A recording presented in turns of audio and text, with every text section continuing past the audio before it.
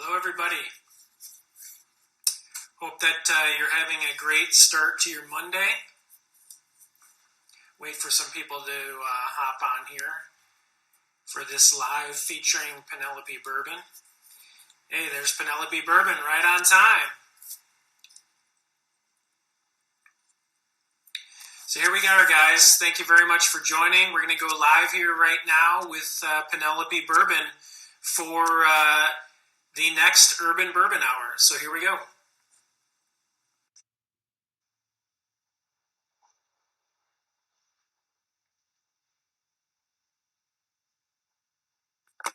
All right.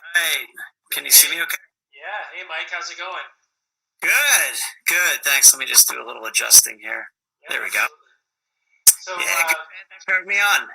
Yeah, absolutely. Thanks for coming on. I'm just going to give a quick intro to you here so that everyone that's joining knows what we're up to here tonight. So for everyone coming in, thank you very much for joining the Urban Bourbon Hour. Joining me tonight is Mike Paladini from Penelope Bourbon.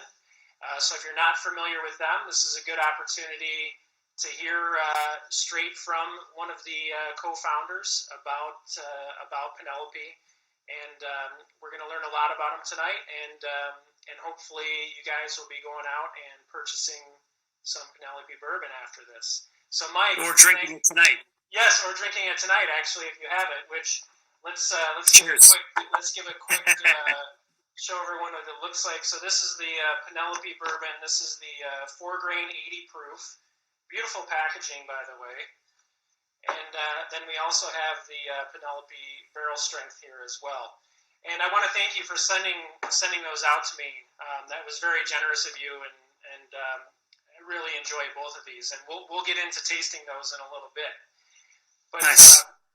So you guys have had a big day today because you're starting out with your new little agreement with Castle and Key.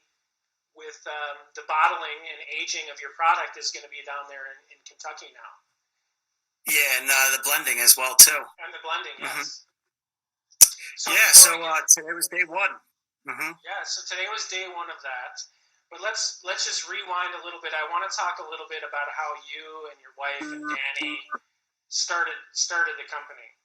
So can you talk a little bit about that? Like where you and Danny and your wife, like what your background was, like what spurred three people from New Jersey to start a bourbon brand? Yeah. Well, Danny's over here too. Danny, come on in, Danny. Get over here. Yeah, let's bring Danny. We're doing this from our hotel room in Lexington. It's there he is. Hey, he's got a Danny too. How you doing? Yeah, no, I mean, and nice. For us, look, we really just love bourbon. That was kind of the etymology of it.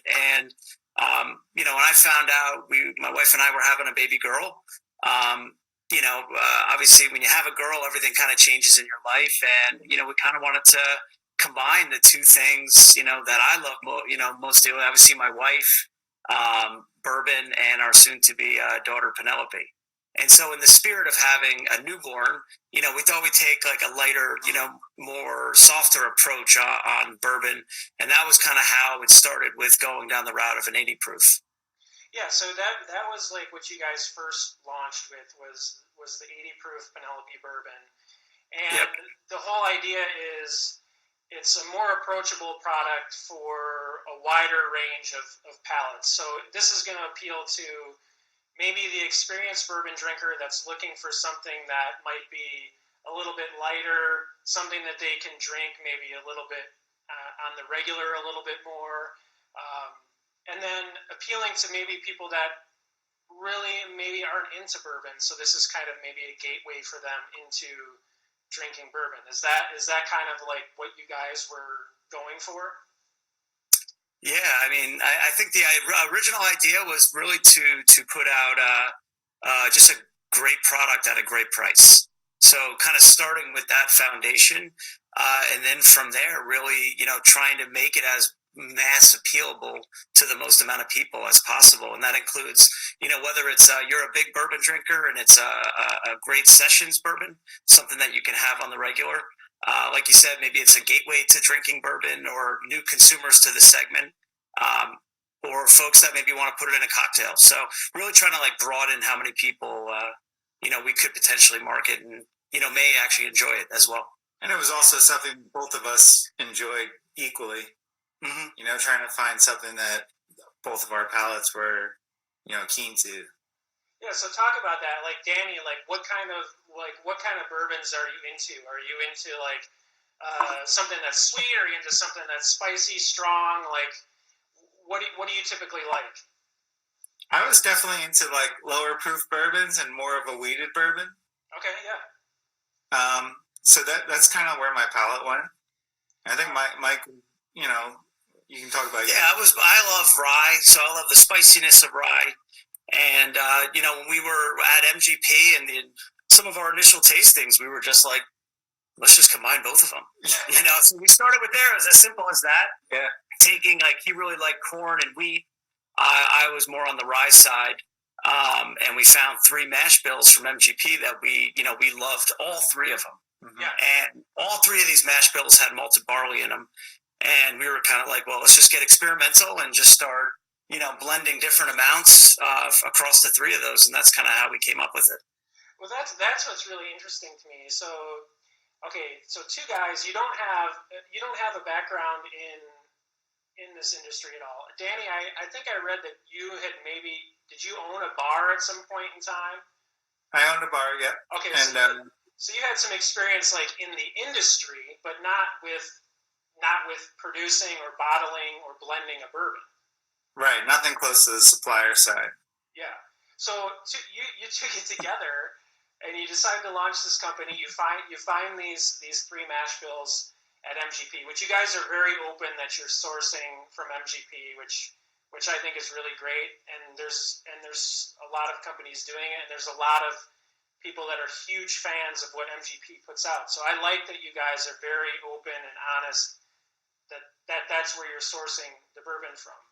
But so you guys, you find these 3 mash bills that you like. Like, how do you go about blending? Like where do you even begin? Like, are people at MGP kind of guiding you and holding your hand a little bit, or how does it all work? Because it's fascinating. Yeah, you ask a lot of questions. That's for sure. You got to ask a lot of questions. You got to ask for a lot of introductions. Like you said, neither one of us had ever been in this, this space at all. So we were just, bourbon enthusiasts. That was our background and the extent of it. I think the blending was probably the biggest blind spot for us as we've now been going through it. Today we started our 4th bottling run within our first 8 months of launching.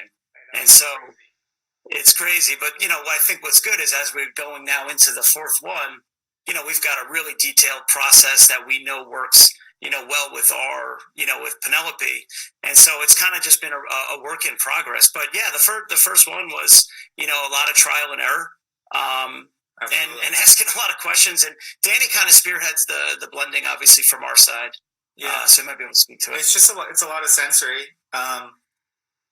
Just because we weren't in the industry doesn't mean that we don't have senses. So we try to use those senses as much as possible and just kind of go with whatever our feelings are as far as what works for us. What do we want to sit down and drink? That's what our end goal is always. So whether it's picking that single barrel from that single mash that's part of the 3 mash blend, some barrels don't make it, some do.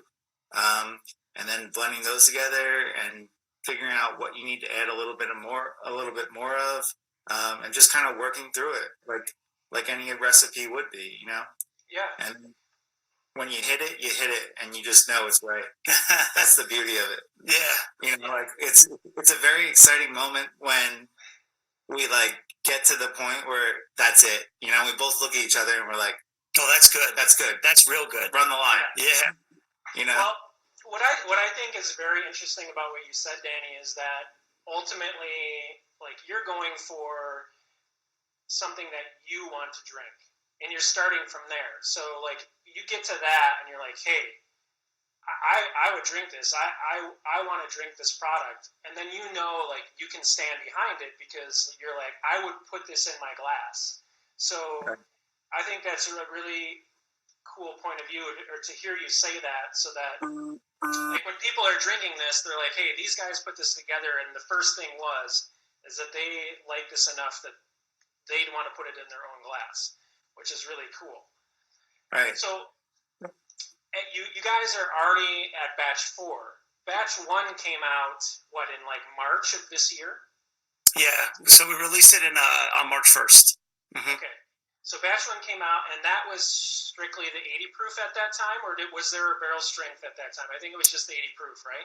Just the 80 proof. Yep. Yeah. We did the first run. We did 6 barrels. Yeah. So it was really small. We always viewed it as a beta. Yeah. That was like our thing, because we knew there was going to be trial and error, like any sort of probably manufacturing process. We just knew that there was going to be areas that we just didn't know about, and so we always were trying to start really, really small and look at it as a beta, and then kind of go into larger runs from there. So what was that run like? How many bottles? That couldn't have been like 1,500 bottles, maybe, not even. 1,800. Yeah, it was 1,800. 1,800. 1,800. Yeah. So we did. And we ran into issues with it. Like we had the first day of our production run, because it is a 3 bourbon mash bill blend. I mean, we were pulling up a lot of the rye bourbon, so it was you're getting a much obviously spicier taste profile. So the wheat and the corn was kind of really not part of it, and so we had to make that adjustment. And we didn't even release that first day of bourbon. Yeah, because it just wasn't right. Yeah, just because it just wasn't the exact profile we were going for. Still sitting in our warehouse. Yeah. Oh, so is there maybe something's going to happen with that down the line? Sometimes I pull a bottle and I use it for like a spice cider or something. That's your personal stash right now. Yeah, exactly. But even small things. I remember the first bottles, like the caps were extra tight. Yeah. So even like going from like a 20 millimeter cap to like a 19.5 millimeter cap made like a huge difference. Yeah. Small things like that, like you don't even think about as much on the consumer side, but there's just a lot of trial and error that goes into kind of every piece of it. Yeah. Well, yeah, I mean, that has to be crazy to think about. Like, you have to get down to those, like, that minutia. Like, a millimeter size in the cap can make, like, a huge difference to what you're doing. Yeah, whether someone can take it off easily or they need like a rubber glove to rip it off makes a huge, huge difference. That's crazy that, like, I mean, and then you guys are, like, thrown into this, and you're like, oh, gosh, this is, like, something we have to be thinking about. We're literally learning this we were learning it on the fly. Like on the fly, on the bottling floor. So it was definitely kind of had to be agile and kind of work on our feet. Yeah. That's what's so cool talking to you guys. It's like inspiring, that like you guys just like jumped in and you're like, hey, we're gonna figure it out as we go. And here you are like 8 months later, and you're growing, you're selling each of the batches. You're selling them out, and you're producing a new batch every couple months now that you guys are producing a new batch. But I want to talk a little bit more about like how the sourcing works with MGP. So I don't know how much you can talk about it, but like what can you kind of talk about like what your deal is with them? Did you like when you first partnered with them, or when you first started to purchase product with them, was it like you guys got to buy X number of barrels right off the bat, and you're working through those now, or are you like buying as you go, or how does it, kind of explain a little bit like how that relationship works with MGP? Yeah, I mean, I don't know, I can't speak for how it works with everyone, but from our side, we kind of went in there with a plan, and a strategy of what we wanted to do with their bourbon, with these bourbons that we were thinking about. They always had like a high minimum that they're kind of putting out there for us to kind of hit. But we said, look, we made a really big case for, we weren't from the industry. We just forecasted that we were going to run into issues in the beginning. We spent a lot of time with them, and I think they saw that we were passionate about it. We were going to roll up our sleeves and do it. And I think they kind of came on board with saying, okay, well, here's kind of our forecast. Here's how we're going to, market it. Here's how we're going to sell it. Here's how, we're really going to hopefully make this work. And so I think it was not just like putting something together really quickly. I think it was, over time, just like building up that relationship, which, really initially started with like a cold call that I made like probably May of last year. So it took a little time to get there, but now, we had lunch with them on Sunday. They're, a huge partner of ours. They're a great partner of ours. Yeah. And I love working with them. We really work hand in hand with them. Yeah. I just can't speak to them enough. Like we work really close with them. Yeah, it's really interesting, like how you have been able to build the relationship. So the bourbons that you guys are putting out now they're basically 2 years old, because that's the youngest whiskey in there. But I think there's some older bourbon in there as well. And do you have like any sort of agreement with them as you go through these bottling runs? Like you'll have access to higher aged product, or how does that work?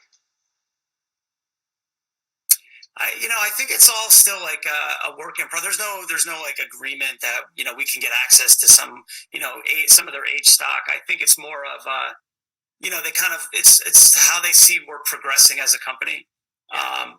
Starting with 6 barrels to then batch 2 being 15, then onward to 50 for the next one. I think they see that progression in a fairly short amount of time. So from their side, they know we're out there, working with our distributor partners like Fedway in New Jersey, Capital Houston in Wisconsin, and they know we're out there really, doing what we can to sell it. And, as we continue to evolve and we get, our relationship gets, stronger. I mean, I think we've always, we always have the conversation line extension, and, we're always bringing it up, and, we'll see what we can do. Cause, we've got a lot that we're always thinking about. We're always throwing out new ideas, from a Penelope 5-year to Penelope 10-year to single barrel programs. There's a lot that we're really trying to put out there. And we talk to them about all of it. Yeah. Mm-hmm. Okay, so all of that product now you're taking from Lawrenceburg, Indiana, and it's going to be aged at Castle and Key now. And they're going to handle the aging and the storage there and the blending and the bottling. So how did you come about hooking up with Castle and Key? So we still age a lot of our barrels at MGP. So we still have a warehouse agreement with them. But for now, I mean, with Castle and Key, we had gone to dinner with Marianne Eves from the former master distiller there back in June when we were in Louisville. We had gone to dinner. Just casually kind of shared our story, wanted to kind of pick her brain. Obviously, she's got a tremendous amount of knowledge in the industry. And, kind of one of the things that we were keen on was, really locking in a long-term bottling partner, a partner that can help us grow as a company for the long term. Yeah. And so looking at this as like a multi-year engagement. And, that's where it all started. She had kind of made the introduction following up from there. And, here we are. We just left. Yeah. Day one went great. We just left there a few hours ago, and so it's been moving quickly. Well, that's really cool. So today was day one with them, and you bottled the Penelope Bourbon, the 80 proof today, correct? Today we did barrel strength. Oh, today was barrel strength. Okay. Yeah. Now, did you do that? A lot of sampling done today. I wasn't sure if I was going to be asleep by the time the call happened. I was nervous. We were sampling all this barrel strength. I'm like, I might be in bed by like 8. So it's just barrel picking, dumping, and then blending, and Yeah. Well, can you explain that a little bit? Because Mike, when I talked to you on the phone, you were kind of explaining to me how like you and Danny are like on the line, and like you're pulling bottles off and you're sampling as it goes. Like that has to be insane. Like as this is happening, like trying to figure out if everything is going how you want it to go. So like from the beginning, like are you saying, hey, grab this barrel and dump this first? Like how does it all work? This is really intriguing for me, and I'm sure everyone watching, like how that process works. Well, absolutely. I mean, every barrel at this stage is very close to us, and that has its own individual taste. So it's really important to make sure that you're picking the right barrels, especially at this volume, to dump and put in part of our blend. So, we're hand selecting the barrels. Some make it, some don't. We dump them, right? And then we blend the individual mash bills. And then we're tasting those, getting notes from them, and then doing the blend from there, and then making fine adjustments from that. And then until we get to the right state. And then we say, okay, we can put this in a bottle. And how long does that usually take you to get from selecting the barrels to getting them into the bottle exactly how you want them? Like, what does that day look like? How long is that day? Well, and usually we do the barrel dump the week prior. Okay. I was kind of like, and this is just an analogy I started thinking about too, because again, this was a trial and error that we came across, from batch one to now, was like with a blend like this with 3 different bourbon mashes and 4 grains. 4 grains, exactly. So it has to be a balanced flavor profile. Yeah, I mean, it's like chili. You make a pot of chili, you put it in the refrigerator. It's going to taste better the next day. Yeah. I don't know what it is, but bourbon is like literally the exact same thing. It is. It takes time to kind of really come together. And for us, we're less like focused on the actual blend percentage, and we're more focused on the taste profile, if that makes sense. Because you guys have the mash bills that you like.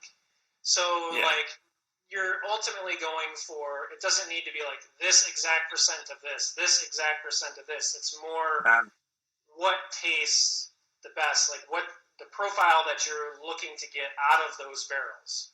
Absolutely. Because we could dump the same percentages each batch and it won't taste the same. No, because that's the nature of the differences in the barrels and the aging time and whatever it may be. So, right. So say from like batch 1 that you guys did now, and you're now bottling batch 4, has there been a significant difference in the flavor profile because just of what you had to work with, or has it stayed fairly consistent in your opinion and according to like what you guys have tasted? Because I know it could probably change wildly. Yeah, I mean, the barrels, it's, there's, these barrels are like vintages, they have their seasonality, of course. I think for us, I think the big changes has been more on our process and how we're blending it, and like things like dumping it, 4 or 5 days prior to bottling, which have a huge impact on the overall profile of the bourbon. So I think the core of the profile is consistent. Yeah. And I think it's just kind of evolution of the specific nuances of the profile. Mm-hmm. Yeah, and I think that would be expected when you're doing batch runs like that. That there's going to be some uniqueness from one batch to the next. I think that's to be expected for sure. So let me ask you about: do you have any plans of distilling your own product down the line, or like? I know Castle and Key is making whiskey there, so like contracting with them, say, hey, we want this mash bill. Can you make it for us? Like, are there plans to break away from sourcing product to distilling product, either contracting it or doing it yourself? Yeah, honestly, just from an operational perspective, buying aged bourbon isn't exactly the cheapest thing. Our corn and our rye is 3 years old, and the wheat's 2. And that's expensive from a COGS perspective. So we're, I think for us, it was like, let's, kind of learn to walk before we run. Sure. We didn't really even understand how to forecast from a sales perspective, especially as you're growing into new markets. So from our side, I think it was, let's get through the first year. Let's see what, our trailing 12 month looked like. and then we can start to maybe look at, what our forecast would be moving forward and what our new markets are. I think really for us, it was like, let's get through this first year and see, let's, kind of look back on how everything went. And then, I think for, doing custom mashes and doing a larger order, certainly do, make sense and something we thought about. But, for us, we still have, we're, gung-ho on trying to close out the last 4 months, strong from our side. Yeah. So talk a little bit about where can people find the product? Obviously, I know it's in New Jersey. You mentioned Wisconsin. What's your distribution like at this point? Yeah. So right now we live in New Jersey, so that's our strongest presence. So Fedway is our distributor out of New Jersey. They're fantastic. Love working with them. They got a great team. And that started in September. Okay. So when we had launched, we were selling it from the back of our car. I'll never forget. Our first customer was down Schneider's on Capitol Hill in Washington, D.C., because we didn't have our New Jersey permit at the time, but we had our federal permit. And, we could, basically put bourbon, cases of it in the back of our car and drive down there and sell it. So we did that, and that was fun. That was like our first customer, and from there we then partnered with Fedway in September, and also Capital Houston in Wisconsin. And Wisconsin came from there was demand, and so it's been a great partnership so far. It's been going really well. Okay, so those two states right now, and obviously I'm sure you guys are looking to grow beyond that. Are you selling through any online sellers, like I know, like Sealbox or anybody like that people can purchase online and have it shipped to them? Not Sealbox or anyone like that yet. We actually we have there's an online platform that we've used to help for us to get distribution in other markets. But we haven't done that. It's a good reminder, though. I should give them a call. Glad to help. Yeah. No, it's just interesting because sometimes it might be online somewhere, and then people can just do it that way if they're looking to get it. But believe me, people in this crazy world will find a way to get you. Will find a way to get your bourbon no matter what.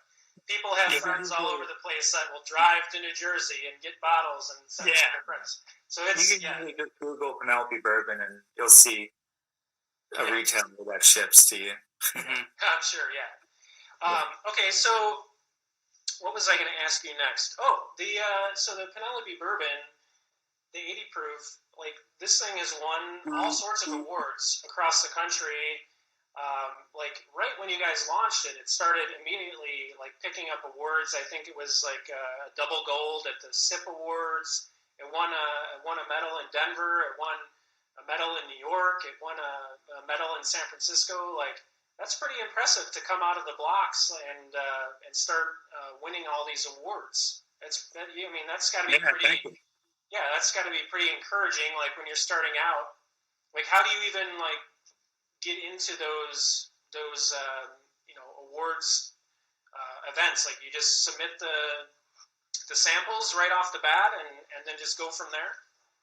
That was literally what we did. I think when we launched it, we said, well, we need something to give us some, there's no guarantee either, but we found, 3 or 4 of them and just literally signed up online and sent the samples out. And, looking back on it too, I think we entered into the straight bourbon category. There probably were other things that we could have entered into, like smaller batch categories, but we figured it might as well. We're doing this. We're in it. Let's see how it does. And the SIP Awards was cool because that was that's like close to 200 blind consumers taste testing it. So it was for us that was one of the just a really cool award. Yeah, that's a cool one. Like because like you said, it's not judges that are like these trained judges. It's like actual people who are going to be drinking the product. And like, if you can get feedback from them, that's like, hey, we like this. That's definitely encouraging for sure. Yeah, and I think that's reflective of like our success so far. Is that just people out there drinking it that are really into it. Yeah. So do you have a lot of accounts that are bars that are using both of these products? Yeah, we have. I think out of the gate when we first started selling it, we were heavily focused on retail. Our marketing strategy was we try to keep it super simple. It was we just got to get people to try it, and so from our side, we would go into a retailer.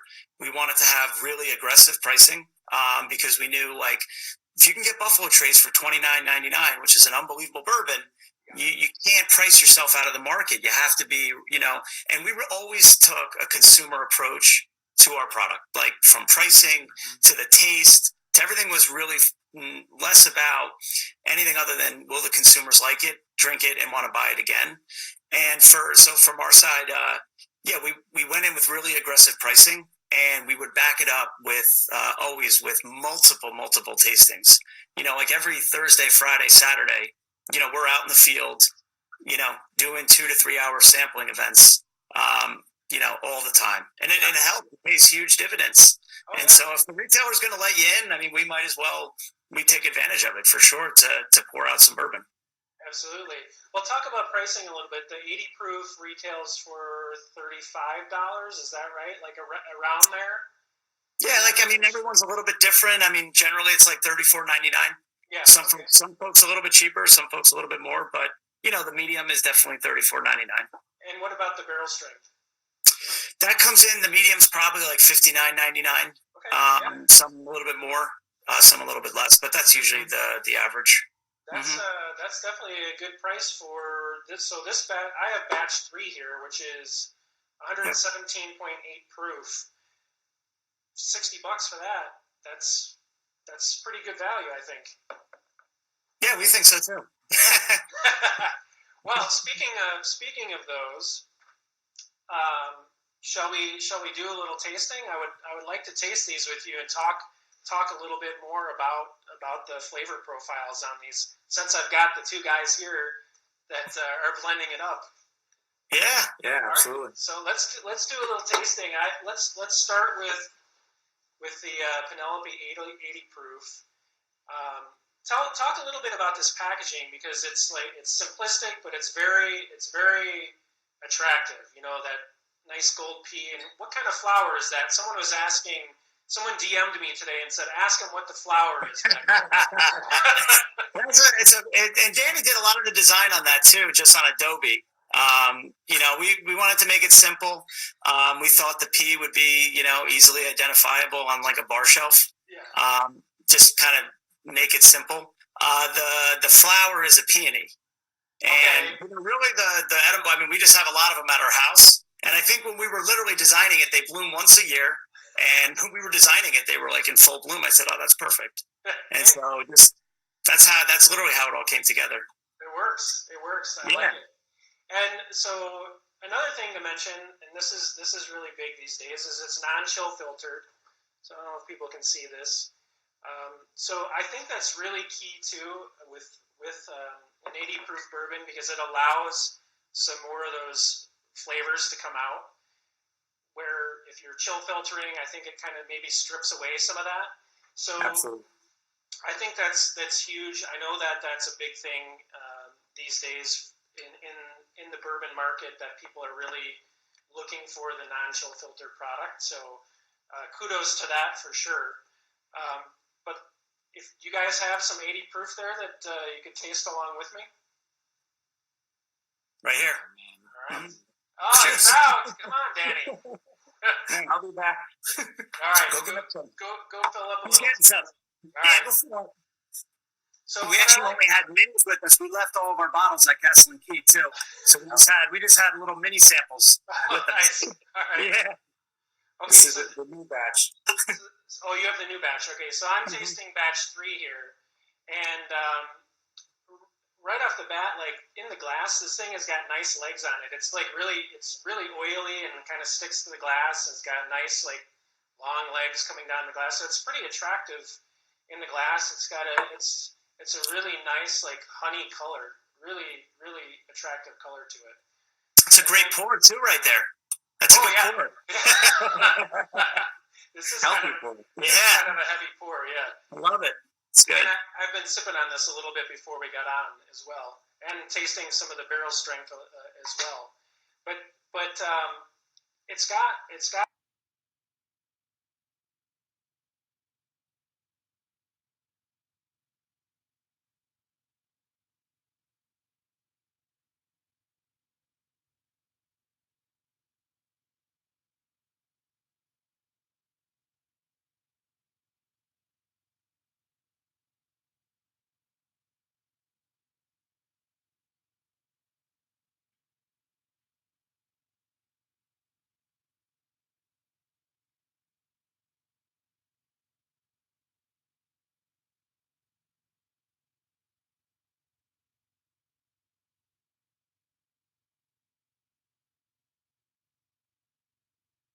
a really sweet nose to it. Like I get a lot of like the sweet corn, and it's sort of like a corn syrupy kind of nose, fruity kind of flavors, butterscotch. So I love like the sweetness on the nose of this. Definitely you definitely can tell, like you can smell the grains. It's really nice though. It's really pleasant. Like to put this up to your nose and sniff this is really great. So I'm going to take a sip here, guys. Cheers. Cheers. Cheers.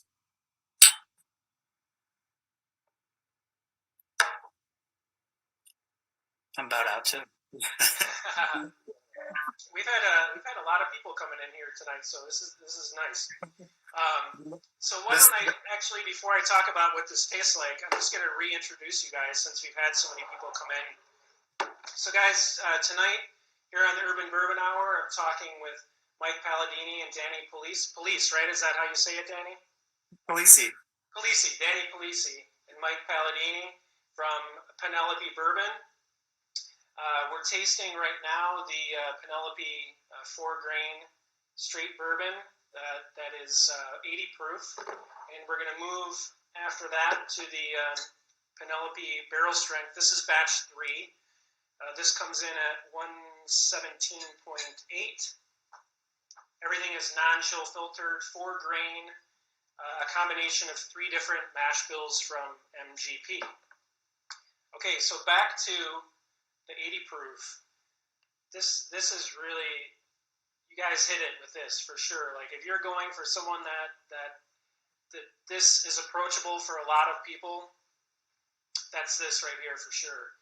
I mean, it's got a nice sweet, like I can tell this is MGP because for me I get like a cool creaminess with a lot of the MGP products when I taste it. So I get that on this. So like right away, this is a nice MGP, but it's got like a lot of like nice butterscotch quality to it, and like some cooked grains going through it. And like a really sweet and fruity finish. And like the finish isn't super long, but it like, for me, it's like I gotta go right back for another sip because it's just like, man, that was good, and just like invites you to go back for that second sip. So I also do like that there is, for being 80 proof, there is like a nice bit of heat. Like there's a nice bit of heat that kind of runs through it that I really like, that kind of just wakes up your palate a little bit. So really nice product for sure. Yeah, thank you. Yeah, I mean, we call it for big bourbon drinkers. I mean, we love, all like many different types of bourbons. This is like a great sessions bourbon, and when we do tastings, like we say that, like if you're a big bourbon drinker, this is a great sessions, which I think is kind of like something new and that we've been just kind of playing with a little bit. But it's one if you want to have a couple of them, it'll work. Yeah, you want to mow the lawn and have a little bourbon. There you go. Someone else said that too. That lawn mowing was. Yeah, I like that too. That's good. Yeah. No, it really is. It really is good. It's got that light creaminess to it that really just kind of grabs you. But like I said, it still has a bit of that, like it has a nice little punch to it that just kind of grabs the palate and kind of wakes it up with a little bit of spiciness. So really nice. I really enjoy that. You guys, it comes in quick, and then it doesn't hang around too long. Mm-hmm. Yeah, and that's I don't mind that. Like because Right. it's just you know what you're getting in the glass. I'm not expecting this to have like this long, drawn out, crazy finish to it, but it's like you want another sip. So I think that That's accomplishes what you want. Yeah, absolutely. Yeah, for sure. So let's. Do you guys have any barrel strength there? Do you have any barrel strength? I don't know if we brought it back. I think we might have forgot it at Castle and Key. But we'll be drinking it in spirit. We'll have it in spirit. If not, you're going to listen to me talk about it, I guess. Hold on. Let me see. I may have some in my bag. Hold on 1 second. Yeah, sure. No worries. So, Danny, how long are you guys going to be down at Castle and Key? We'll be down for the week. We're actually going to Speyside tomorrow. Okay. We have a meeting over there to talk about some new R&D stuff. Oh yeah. Forgot I had this guy in my bag. Yes. We have bourbon in all corners. Well, I would expect that out of some guys that are creating a bourbon product. So Whiskey Shooter 128, do they sell in Virginia yet? No, I don't think you guys are not in Virginia yet, but I'm sure they will be soon. Not yet, not in Virginia yet. Virginia's not far away from D.C., so head over to D.C. And I think, if I remember correctly, I think Virginia is a control state. If I remember, I think you're right about that. Actually, yeah. We're working on Pennsylvania and New York right now. Pennsylvania being the first control state that we're looking to get into, going down that process. And I think once we figure out Pennsylvania and that process, we're going to look to go into other control states. Yeah. So what is that like? Like, how is that different between a non-control state and a control state? Like, what is the difference for you guys trying to sell product? Well, it's more of a selection process. Okay. So it's usually these, if it's for most, and I can't speak for all states. This is more just my experiences with Pennsylvania. It's just more of working with the PLCB, the Pennsylvania Liquor Control Board, and actually going down the route. First, you have to get your permit in that respective state, and then you have to go through a selection process. And so we're usually working on 6 to 9 months out from when you'll be in market. So for us, we started this like 7 months ago. So I think we're getting close. I hope so. But we've been making good progress. That's very cool. Yeah. Okay, so I'm going to taste the barrel strength. This is batch 3. You guys have batch 4 in there? This is batch 4 from today, barrel strength. Fresh batch 4. Pretty nice. Mm-hmm. Okay. So this guy is like, it's got a, so again, this is basic, this is just, this here is the barrel strength version of this. And the big thing that I noticed, like the difference on the nose, so the 80 proof it's really sweet on the nose.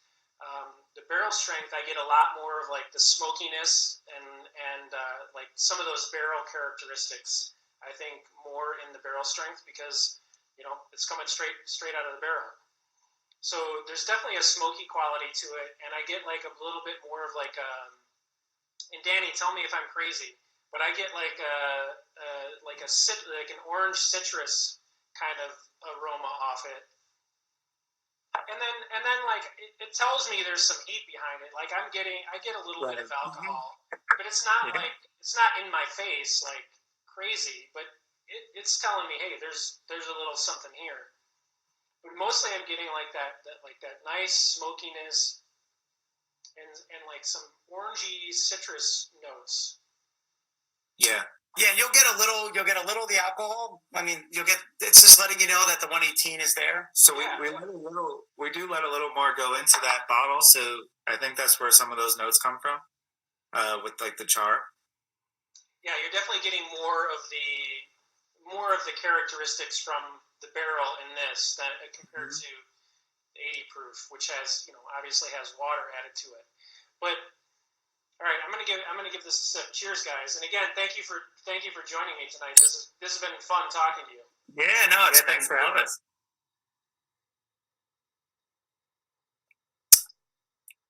I love it. I love it. I love it. I love it. Love it. I love it. I love it. That is goodness right there. I mean, yeah, thanks.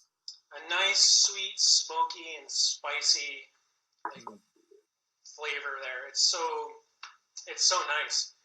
And I still get some of those like cooked grains in there, and then the finish really sweetens up really nice, sweet and smoky. And the finish on this is definitely, it lingers around. It's nice. It's really good, and it kind of develops a few different flavors as it sits on like the back of your tongue. I really like the finish on this a lot. Yeah, and there's definitely a lot more complexity to the barrel strength than the 80 proof for sure. Yeah. I get different notes, which I always thought was. We always talk about it just on our own. Yeah, we always go back and forth. The flavors I'm getting from barrel strength and the 80 proof are just, to me, they're different. They're unique in their own ways. But I always just found that interesting. Yeah, definitely. And you can see so this is the 80 proof. It's like a light honey color, and then you can see here the barrel strength, a nice medium darkish amber color. You can see quite a difference. This is coming straight out of the barrel. So you're gonna get some more of that char and that smokiness from the barrel, but it's really nice. This is really it's sweet and spicy, really enticing for sure. Yeah, and I always encourage people to play with it too. Cut it down if you want, like let it open up a little. It really just play with it at all levels, and it really takes you on an adventure. I think. A lot of different flavors at all different levels. Fun adventure. Yeah, it's a very fun adventure. So, Danny, would you say, as far as like a cocktail, would this be great in a Manhattan or a old fashioned? Yeah, Manhattan. So I think this blend really goes well with citruses and fruits. So in a Manhattan, if you go heavy on the cherry, it really just pops. Yeah, it really pops. Right. I had a couple of Manhattans over Halloween, and they were like unbelievable. Yeah. And I actually prefer old fashions than I do say a Manhattan. But with barrel strength, I've been getting much more into Manhattans, and you get a nice little pop from it for sure. Definitely. All right, well that's good to know. I'll probably have to mix up a Manhattan when we get off here with the barrel strength and give it a try for sure. Like take an old fashioned and put a little twist on it and put a little rind of an orange in there. Yeah. And, that really plays well with it too. So I think those traditional bourbon, cocktails can really kind of really develop with Penelope Bourbon. Yeah, absolutely. So, guys, as we have just a few more minutes left here, talk a little bit about, okay, so you guys you're in batch 4, you're doing that right now. Is this going to be this is your final stretch for 2019? Batch 4 is going to come out. When can we see that hit the market? So this is for us. We're not planning our next production run. Sooner would always be better. But right now, I think what we're going to work on with Castle and Key is, we want to get in a biannual cadence. So doing 2, large production runs per year. One in the spring, one in the early fall, like September. So March, and September. Okay. So right now, our next one is tentatively scheduled for March.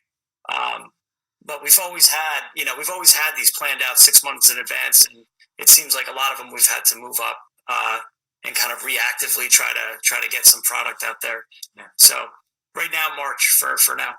Okay, so this batch 4, what is the number of bottles that we're going to see for the Penelope and the barrel strength? So the final numbers for barrels, because it all depends on the yield of how much we're going to be doing barrel strength. It's always fluctuating. I think we're planning on doing finishing up. We got about halfway done barrel strength. We'll probably do about 400 cases of that for this particular one. And then I'm hoping, we're hoping to get, maybe 1,250 to 1,300 cases of 80 proof. Oh, all right. So it's a nice size batch coming out here on batch 4. We'll have lots of, we should have lots of bourbon, hopefully. Well, that's great. Well, what's ahead for 2020? I know you said March is like the next run that you're planning. Do you have any other plans? I know you touched a little bit on line extensions, or are you just really focused on these two products right now, even into like, as far as what you can see in 2020, it's still going to be focused on these two products and just really getting these into the market and maybe expanding those? Yeah, no, it's a good question. I mean, I think for us, I think where we like, we want to have fun and enjoy it, while we're doing it. And, line extensions are awesome. That's what we enjoy doing.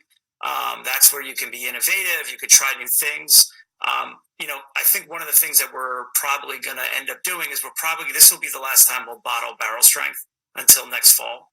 Okay. Just kind of has that, warm weather type feel to it that we'll kind of want to release that on an annual basis in the fall. And then so to supplement that in our spring release, we're looking at different line extensions as we speak. So like we get a lot of requests for barrel picks. Yeah. So we're talking to MGP and Castle Cape, about these barrel programs and different things we can do. It's a little bit more complicated because we do have we got 3 bourbons, and it's a pretty, larger than normal blend. We're also looking into, doing Penelope finished in different types of cask finishes. So that's one of the reasons we're going over to Speyside tomorrow. Okay. But the plan is we're definitely looking to have a new product out this spring. Okay, so that would be maybe something between the 80 proof and the barrel strength, somewhere proof-wise, somewhere in between those. Yeah. Okay. I figured we went the furthest left and the furthest right. Probably end up somewhere right in the middle. Yeah, okay. That's like probably what makes sense, right? Yeah, makes sense. And we're not sure right now. We're playing with a bunch of different things, so we'll see where it ends up. Yeah. Well, very excited for you guys. Very excited for what's to come. Yeah, thank you. What you guys have put out so far is really some really nice products. I really enjoy them a lot. Thanks. So kudos to you guys. Thank you very, very much for taking the time. I know you've had like a crazy day today and you have a crazy week this week. So for taking an hour to come on here and chat, I thank you guys a lot for that. Danny, it was a pleasure. I wasn't expecting to see you tonight, but thanks. He was sitting right across from me in the hotel room. I had to bring him in. Thanks for joining. No, it was great to have both of you on. And Mike, thanks so much. I've had a lot of fun talk back and forth with you and talking with you on the phone and messaging and everything. So cheers, and thanks for having us on. We appreciate it. So cheers to you guys for coming on. I know it's an hour of your time when you're really busy, but let's stay in touch and let's maybe do this again next year, like as you're approaching the next bottling, or as you guys are approaching like that next product that you're going to release. So let's definitely stay in touch. Great. Well, cheers. Yeah, thanks again. All right, cheers, guys. Have a great night and have a great week. Good luck with the bottling run. Yeah, thank you very much. Right, take care. Take care. Cheers. Bye. Bye. Okay, everybody. Well, thank you very much for joining tonight. That was a really fun conversation with Mike and Danny. Really good insights, I think, into their process and what they're up to and things as they're going forward. So thanks again for joining.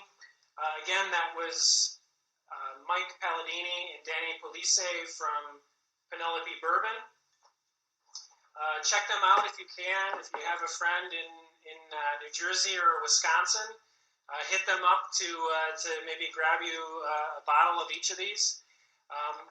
Thank you again for joining, guys. And until next time, it's Chris, the Urban Bourbonist, coming to you from the Urban Bourbon Bunker.